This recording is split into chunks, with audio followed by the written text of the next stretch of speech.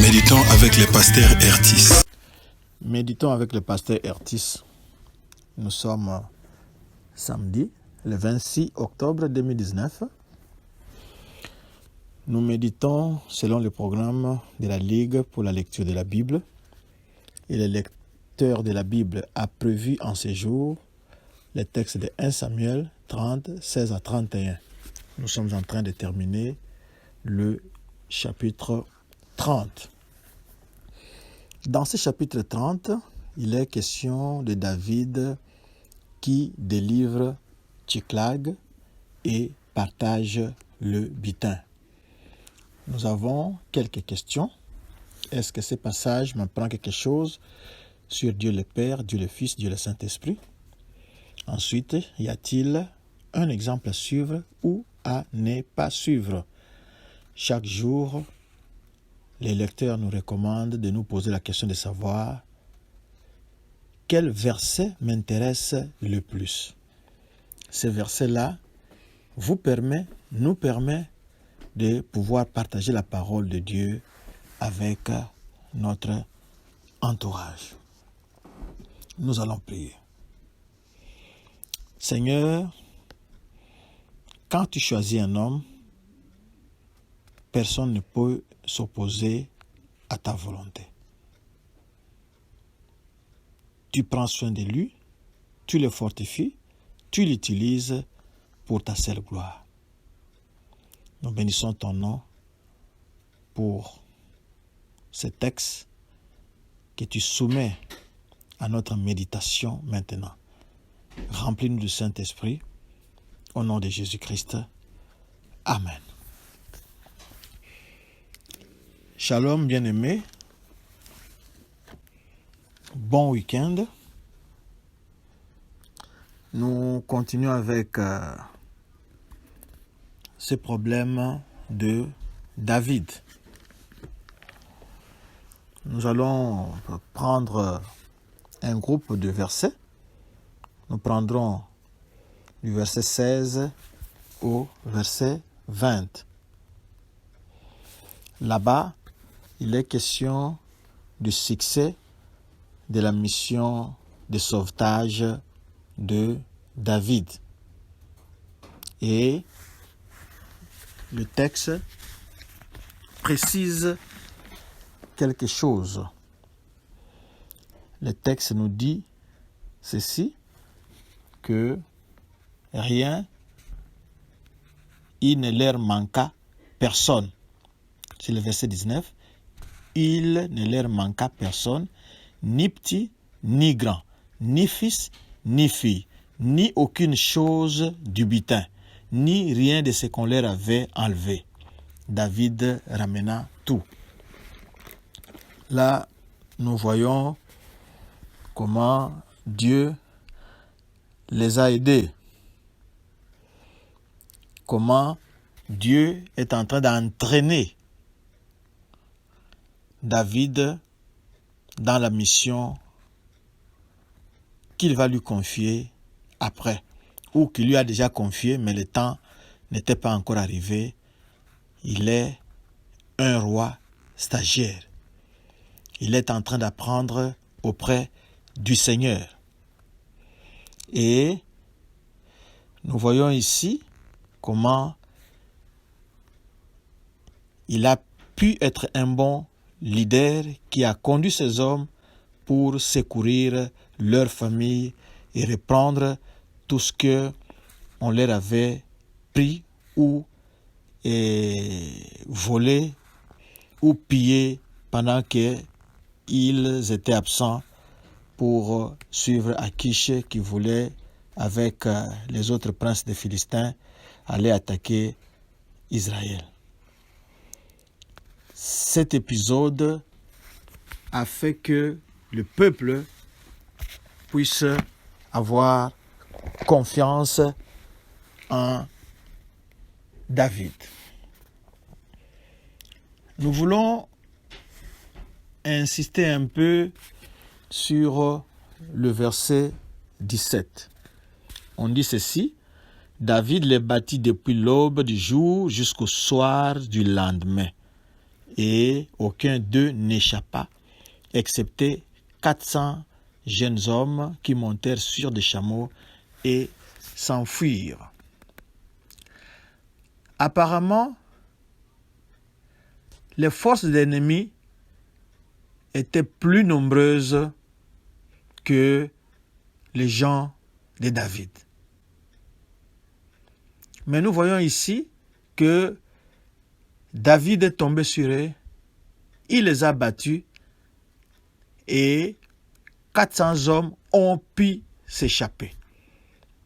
Cela montre que malgré que l'armée, malgré que David avait un petit nombre de combattants avec lui, mais puisqu'il avait ajouté Dieu, puisqu'il avait Dieu à ses côtés, Dieu qui combattait avec lui, peu importe si l'armée en face était grande, était nombreuse, était bien armée, nous voyons comment il a eu le succès parce que il était avec Dieu, il s'était appuyé sur Dieu avant d'entreprendre sa mission de sauvetage des familles des gens qui étaient avec lui à Tchiklag. Du verset 21 au verset 25, là-bas, il est question du partage du butin. Nous savons qu'en allant secourir les familles, c'était une marche forcée. Nous avions dit que les soldats sont lourdement armés, les soldats transportaient beaucoup de choses. Ils arrivent, ils étaient déçus de ne pas trouver leur famille et ils devaient les secourir. Il y a eu des gens qui étaient très fatigués, qui étaient restés en chemin, qui ne pouvaient pas passer les torrents. Mais quand David est revenu avec le butin, il a montré sa sagesse quand ceux qui étaient partis combattre avec lui étaient jaloux sur les autres qui étaient restés parce que très fatigués, très cassés par toute cette marche-là. Ils n'étaient pas dans des véhicules comme aujourd'hui. C'était une armée qui n'avait peut-être pas les moyens d'avoir des chameaux, d'avoir des chevaux pour chaque combattant. Et la plupart du temps, ces combats ici, ils allaient à pied, ils se déplaçaient à pied. Mais David ici il donne un exemple concret des aptitudes des leaders. Il reconnaît que si ils ont pu récupérer tout leur butin qu'on leur avait volé, ce n'est pas parce que David est un stratège, mais c'est parce que Dieu a donné. Dieu qui était avec eux, David reconnaît que c'est lui qui a donné. Il dit au verset 23, mais David dit, n'agissez pas ainsi, mes frères, au sujet de ce que l'Éternel nous a donné. Il reconnaît que ce n'est pas ses efforts propres, ce n'est pas ses qualités militaires qui leur ont accordé la victoire, mais c'est Dieu qui agissait, c'est Dieu qui a permis qu'ils récupèrent leur famille et tout ce qu'on leur avait pris. Alors, de là, s'est institué ou s'est installé une coutume qui fait que ce soit ceux qui sont allés au combat, que ce soit ceux qui sont restés garder les bagages, ils partagent à parts égales. Je voudrais dire à un serviteur de Dieu que vous qui prêchez la parole de Dieu, vous qui sortez sur terrain, et celui qui donne son argent, celui qui reste en arrière mais qui prie pour vous, vous partagez aussi moitié-moitié. Il n'a pas plus de bénédiction, celui qui sort sur le terrain, que celui qui est resté, plier ses genoux pour prier pour vous. Que celui qui est resté, qui n'a pas eu le temps, mais qui vous a donné son argent, ses encouragements. La bénédiction, moitié-moitié, à parts égales. Que Dieu soit vraiment loué. Nous voulons déjà terminer ici. Nous voyons comment David, au verset 31, nous allons le lire. Assez d'Hébron et dans tous les lieux que David et ses gens avaient parcourus. Nous avons seulement pris ces derniers versets pour dire que David n'était pas ingrat. Il savait que il y avait aussi les gens qui le supportaient pendant que Saül le mettait mal à l'aise. Il y avait les gens qui lui envoyaient quelque chose. Alors, quand il a eu le butin, il a su partager avec les amis qui étaient à Juda, les amis qui étaient à gauche et à droite, à cause de leur soutien sur David. Un bon exemple à suivre. Nous allons nous arrêter là et nous voulons prier pour remercier le Seigneur pour tout ce qu'il fait. Nous avons vu que le Seigneur était avec David et malgré le petit nombre, mais David avait le succès dans ses rangs. Et les Amalécites avaient pris femmes, filles, garçons et enfants, vieillards, mais personne n'avait perdu la vie. C'est Dieu qui les gardait, c'est Dieu qui exerçait qui entraînait celui qu'il avait choisi à être le nouveau ou le prochain leader d'Israël. Nous bénissons son nom parce qu'il est un bon coach. Seigneur, merci. Merci pour tout ce que tu as fait avec David.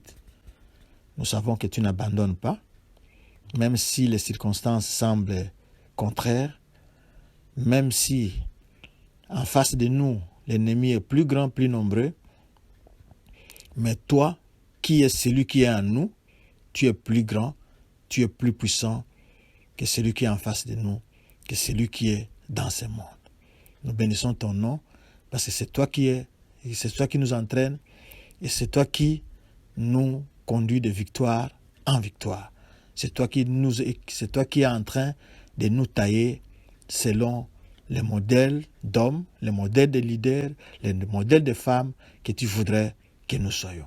Nous bénissons ton nom. Au nom de Jésus-Christ, nous t'avons ainsi glorifié. Amen. Voici le verset de la semaine d'après le lecteur de la Bible. C'est le texte de 1 Samuel 25, 32. Béni soit l'Éternel, le Dieu d'Israël, qui t'a envoyé aujourd'hui à ma rencontre. Notre adresse www.église-doxadeo.com. Si vous voulez retrouver cette méditation, cliquez dans les sermons, ensuite allez dans les blogs.